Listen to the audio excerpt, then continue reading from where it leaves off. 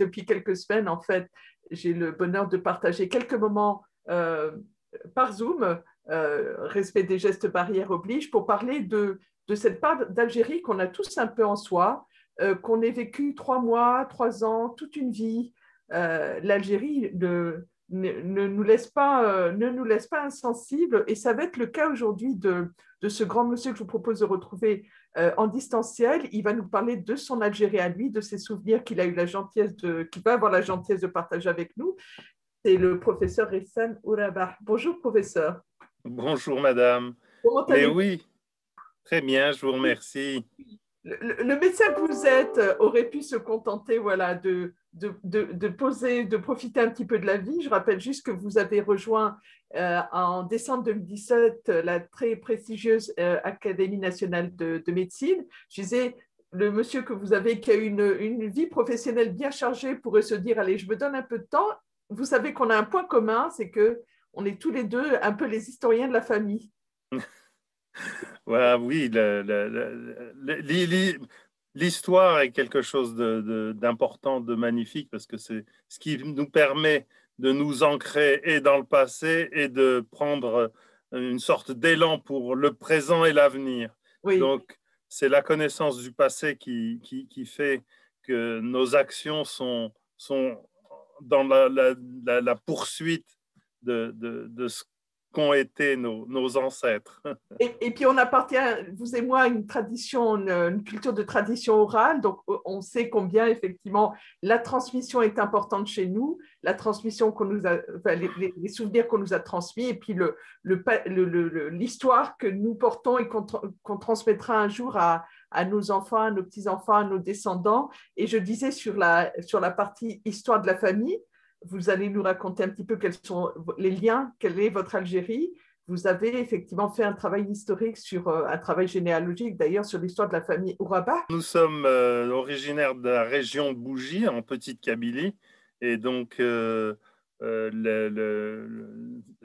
l'origine tribale, si je peux dire, ce sont les Ouled Abdel Jabbar. Ça remonte à très très longtemps. Ibn Khaldoun, dans certains de ses écrits, mentionnait les Djebraba qui tenaient la région de la future Bougie, de l'ancienne Saldae romaine, et les Aouled Abdel Jabbar descendent de ces Djebraba dont parlait Ibn Khaldoun. Et on en a dans l'histoire d'autres traces, puisque à l'époque de Charles Quint, un historien espagnol, Marmol, cite entre autres les Ouled Abdel Jabbar qui ont bloqué pendant 50 ans les Espagnols qui étaient venus d'Ibiza et qui ont débarqué dans la ville de Bougie. Ces tribus, à la tête desquelles étaient les Ouled Abdel Jabbar, ont maintenu les Espagnols, ont contenu les Espagnols dans Bougie, les empêchant de s'étendre et de prendre possession de la région alentour. Quel travail de recherche, professeur? Parce que quand on sait la difficulté, moi je sais que j'ai la difficulté de retracer au-delà de mes arrière-grands-parents l'arbre généalogique. Vous me citez, vous faites des références à une histoire qui remonte au XIIIe, XIVe siècle? Au XIe siècle, d'une part pour Ibn Khaldoun, et puis pour Charles Quint, c'est en effet le XVe siècle, le début du XVIe siècle. Donc, j'ai retrouvé, nous avons retrouvé, je ne suis pas le seul, ces traces écrites, en particulier les écrits de Marmol ont été repris par le nom ne me revient plus, un historien français, et ce document se trouve dans une bibliothèque d'une université, je crois, américaine, à Philadelphie. Bon, mais en fouillant bien Internet, on retrouve tout cela. Donc, il n'y a pas de difficulté. Ça nécessite juste un peu de temps ça nécessite du temps et de la patience. Oui, vous disiez d'ailleurs à l'occasion d'une récente cousinade que vous aviez passé 30 ans de votre vie, entre autres, à chercher à établir ces recherches pour établir un arbre généalogique qui est juste magnifique, dont beaucoup de familles se targueraient, se vanteraient d'avoir le même. Donc, Oui, ben c'est un travail de fourmi, c'est tout, c'est de la longueur.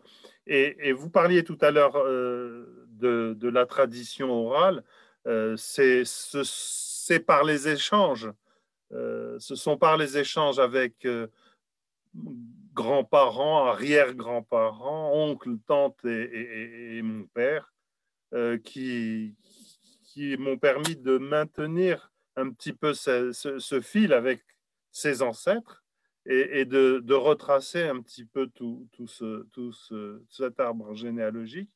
Et vous avez l'indulgence de parler de cette cousinade qui a eu lieu il y a 2-3 ans dans la région du Lot-et-Garonne, où nous nous sommes retrouvés et j'ai eu la joie de pouvoir placarder sur des panneaux cet arbre généalogique qui portait sur près de 800, plus de 800 individus et qui remonte en tout cas de manière très sûre à la fin du XVIIe siècle.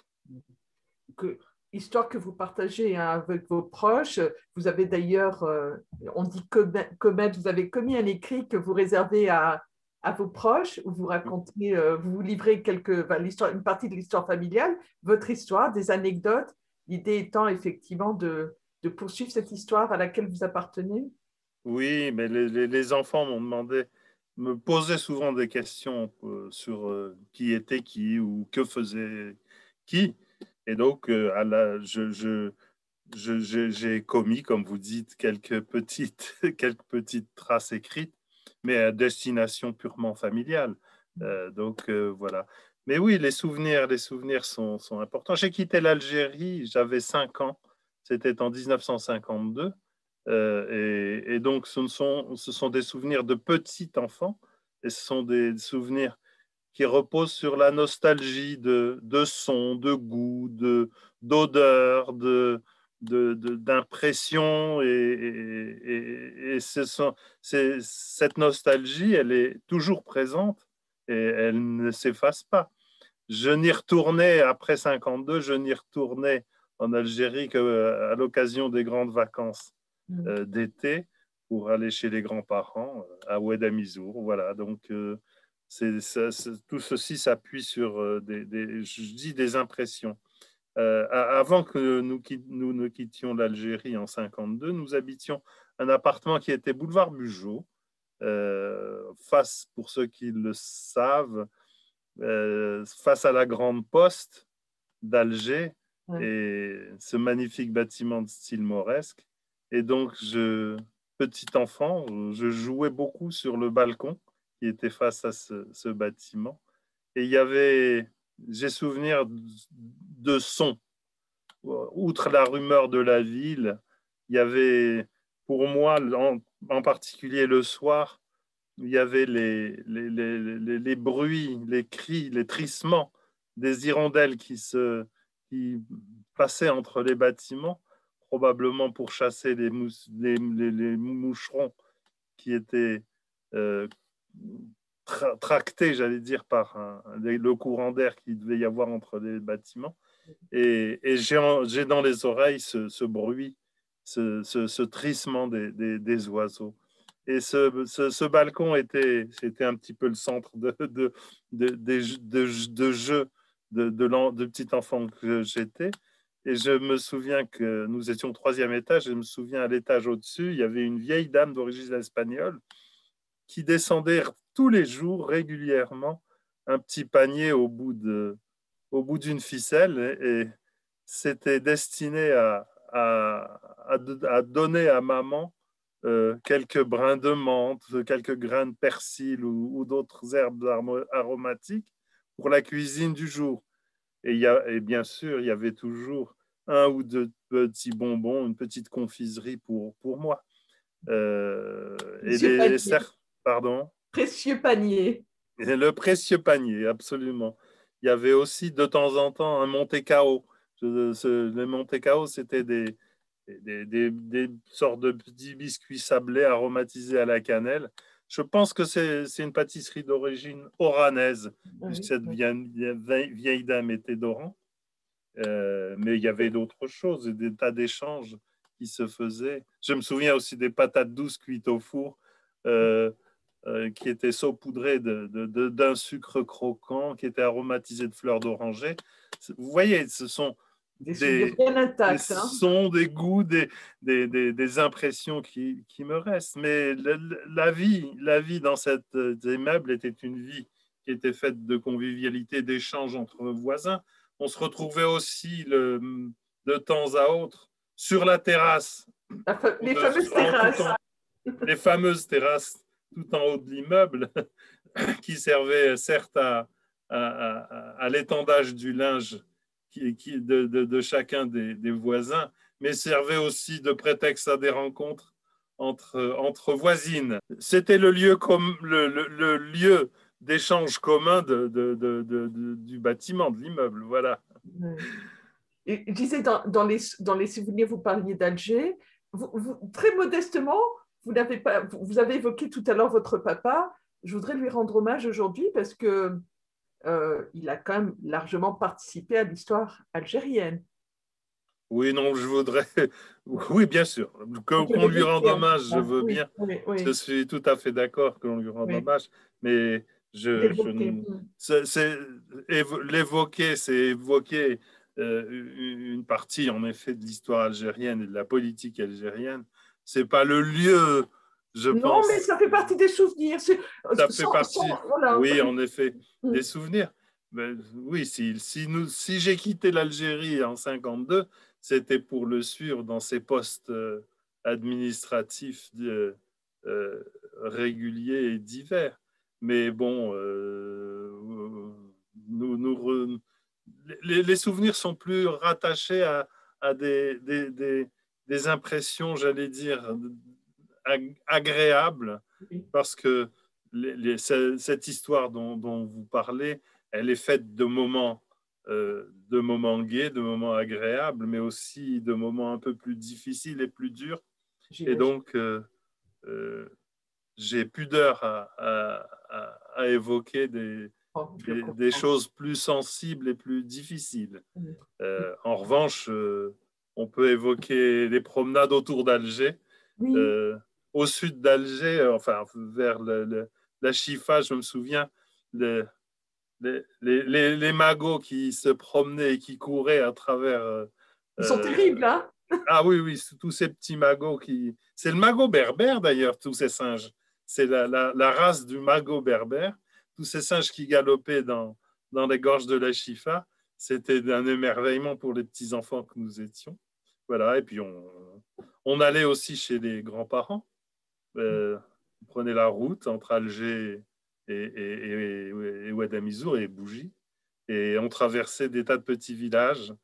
Sur les bas-côtés, dans ces petits villages, il y avait des enfants qui tendaient aux automobilistes des tas de enfin, ce qu'ils avaient chassé et recueilli autour pour arrondir un petit peu leur petit pécule. Et ils vendaient des asperges sauvages, des perdrix qu'ils avaient piégés avec des petits pièges ou de la glu, je ne sais. Et donc, j'ai ce genre de souvenir encore. Voilà. Euh, Des souvenirs chez les grands-parents aussi. Vous évoquiez vos grands-parents côté paternel. oui, c'était le grand plaisir. Et les grands-parents racontaient, nous racontaient, paternels et maternels, nous racontaient ce qui était. Et vous voyez, c'est ce par quoi nous avons commencé. Ils racontaient, et donc ils racontaient ce qui s'était passé antérieurement. Et donc c'est encore une fois la poursuite, le fil qui, se, qui ne se dénoue pas de l'histoire d'une famille, d'une grande famille dans le temps, j'entends. Oui, oui. Et Voilà. vous évoquez la poursuite. On va rester dans les poursuites. Vous évoquez dans votre écrit une poursuite avec une rencontre qui aurait pu être très malheureuse avec un jar. Ah oui, c'était chez c'était chez une tante qui était une sœur de mon père, juste cadette à lui, dans la grande fratrie. Et cette tante, à la porte de la maison, il y avait une troupe d'oies qui était conduite par le jar. Et le petit enfant que j'étais, un jour, cherchait à rentrer simplement dans la maison. Et peut-être que le jar avait vécu cela comme une agression. Toujours est-il qu'il a foncé sur moi, les ailes déployées, le cou tendu. Le petit enfant que j'étais a fait demi-tour, euh, peut-être par sagesse. Toujours est-il que j'ai eu quand même des petits pinçons, un pinçon de bec sur le mollet, et que c'était plus l'amour-propre qui était blessé que le mollet. Mais en tout cas, j'en ai conservé une phobie des becs et des plumes des oiseaux en général. Et la difficulté que j'ai eue à traverser la place Saint-Marc euh, au milieu des pigeons à Venise vient sûrement de cette phobie C'est et clair. de cet incident avec ce jar qui était certes plus grand que moi, mais qui a entraîné cette peur. Ouais, Voilà. ouais, ouais. D'autres anecdotes peut-être que vous voudriez nous livrer? Que sais-je, Il y en a tellement. on parlait de cette tante. Euh, Quand j'ai réussi à rentrer, elle était toujours très attentionnée, toujours très attentionnée pour les tout petits, pour les enfants, ses enfants, mais aussi les cousins ou ses neveux et nièces. Et donc, elle se faisait un plaisir de cuire une galette sur une plaque de fonte qu'elle posait sur un canoun. Et donc, elle cuisait une galette. Et cette galette tiède, elle appliquait une épaisse couche du beurre et un filet de miel. Et c'était un délice pour les enfants que nous étions. Voilà. On, Dont... oui. On garde ces souvenirs gustatifs, olfactifs, visuels intacts comme ça, même quand on a que 5, qu'on a 5 ans. Mais Hein. je vais pas faire de la science, mais la mémoire, la mémorisation, elle se fait en s'accrochant non pas, pas pas aux faits, mais surtout à ses impressions. Et donc, quand on est, quand on traverse une forêt, par exemple, et comment dirais-je, le passage lumineux des différents arbres que l'on a dans la vision latérale marque presque plus que le fait qu'on a traversé la forêt. Et pour se remémorer euh, cette traversée de la forêt, ce sont ces faits lumineux, ces visions, les odeurs, les sons, toutes ces petites impressions sensitives qui ancrent la mémoire. On a l'impression que le petit Rissan est toujours très présent en vous. Hein. Ah ben, tout adulte contient et dans sa mémoire et dans sa chair l'enfant qu'il a été. Mm, mm. On se construit comme ça, Je en tout construis, on cas. n'oublie pas, effectivement. Peut-être ma dernière question, vous avez été médecin tout au long de votre carrière. Cette passion pour la médecine vous vient de, vous vient d'un proche, de quelqu'un, d'un membre de la famille, ou c'était... Eh bien, ça vient d'Elxer. Je me souviens, comment dirais-je, l'envie d'être médecin m'est venue alors que j'étais un jeune adolescent et en passant un passage à niveau près de la gare d'Elxer, il y avait eu une voiture qui était allée s'encastrer dans un platanes du bord de la route.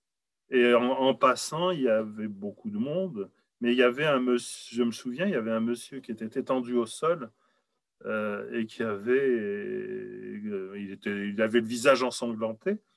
Et l'adolescent que j'étais s'est un petit peu posé la question, mais personne ne fait rien pour ce monsieur. Et je me suis dit à ce moment-là, mais il faudrait que je sois médecin pour pouvoir agir. Et, évidemment, ce n'était pas possible, mais la vocation est arrivée. En tout cas, j'ai l'impression que dans mon esprit, la vocation est venue de ce fait, de cet accident. Voilà.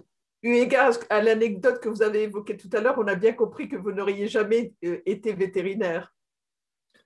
Ah oui, non. Non, non, en effet, ça c'est sûrement plus difficile. C'est un métier plus difficile parce que être vétérinaire, c'est chercher des signes, des symptômes chez quelqu'un qui ne parle pas. Oui. Euh, c'est dur de ne pas parler. C'est dur de ne pas échanger avec ses compatriotes. Oui. Et surtout quand on est méditerranéen. Alors, le verbe a encore une importance plus marquée que dans d'autres civilisations. Vous avez gardé tous ces, allez, on va dire travers, mais ce verbe hausse, cette charge, ça fait partie de vous? Ça dépend des moments. Il y a des Oui. moments où je suis très, très oral, très verbal, très, mais d'autres moments où je suis beaucoup plus réservé et timide. On a du mal à le croire. Peut-être pour conclure cette interview, je vous en remercie encore. Une image de l'Algérie, une dernière image. Si je vous disais, là, en un instant, l'Algérie, qu'est-ce qui vous vient comme image? La, Ça peut la être. côte, la côte dans la région de Bougie ou de la région d'Ijali, la côte sauvage, la corniche, voilà, je cherchais le terme. La corniche, ça c'est une image, je ne sais pas pourquoi, mais en tout cas j'ai cette image. Mais il y a d'autres images. Hein. C'est, si, c'est la lumière, la blancheur d'Alger. La- je, on a toujours cette, on dit l'Alger la blanche, mais c'est pas, c'est une réalité. On a une lumière qui est une lumière très très particulière que dans peu d'endroits dans le monde, et pourtant Dieu sait, j'ai beaucoup voyagé, il y a peu d'endroits dans le monde où on retrouve cette luminosité, ce soleil euh, qui, qui, qui sont la caractéristique d'Alger.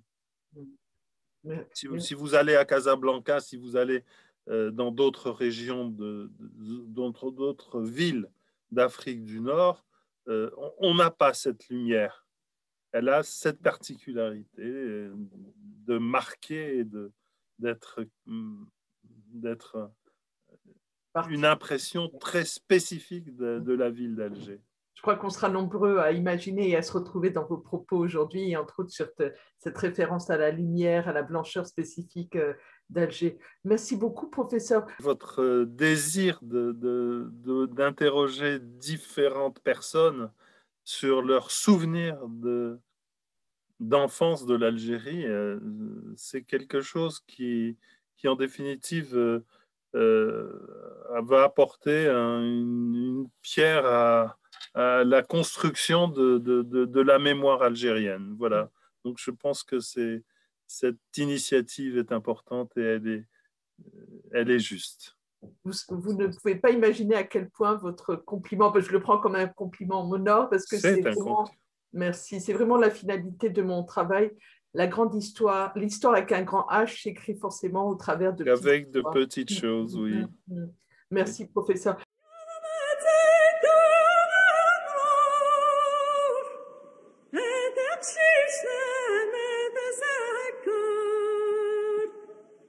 Yeah.